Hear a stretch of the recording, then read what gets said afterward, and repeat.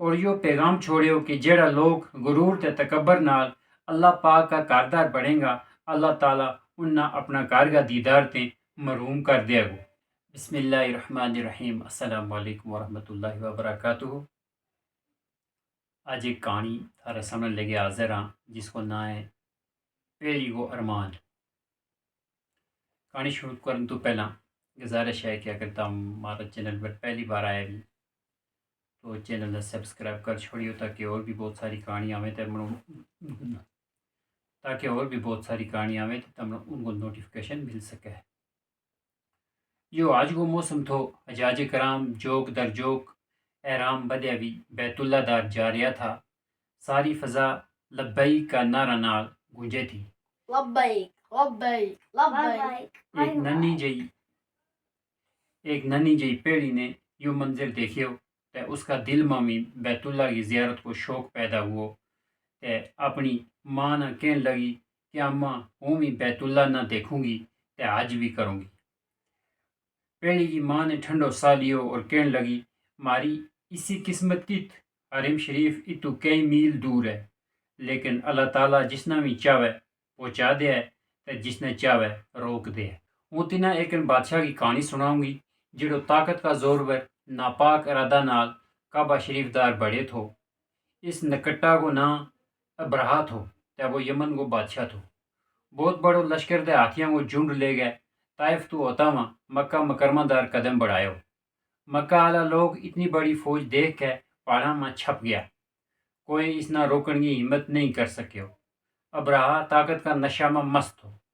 ننھی پیڑی نے بےقرار ہو گئے کیوں پھر کیا ہوئے؟ اس کی ماں نے کیوں اللہ پاک نے اپنا کار کی حفاظت کی۔ اللہ نے اگے ٹرن والا ہاتھی نہ حکم دیتو کہ خبردار کے آگے قدم بڑھائیو۔ وہ اتنے بحث کیو، بہت اوڑیو تے بہت مارے، لیکن وہ اپنی جگہ تو بالکل نہ ہلیو۔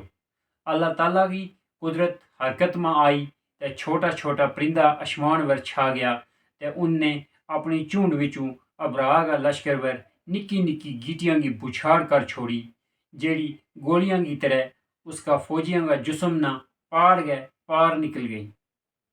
آن فان میں سارو لشکر برباد ہو گیا، اس کو سارو غرور مٹ گیا تے وہ آن والی نسلاں واسطے عبرت کو نشان بن گیا۔ اور یو پیغام چھوڑیو کہ جیڑا لوگ غرور تے تکبر نال اللہ پاک کا کاردار بڑھیں گا، اللہ تعالیٰ انہاں اپنا کارگاہ دیدار تے محروم کر دے گو۔ لیکن اگر کوئی سچی طلب والا ہوئے گو تے اللہ تعالیٰ اس واسطے غیب تو انتظام کرے گو۔ تے ننھی پیڑی نے اچھڑ گئے خوش ہوتا ہوا کیوں اماں ہوں بھی بیت اللہ نہ دیکھوں گی۔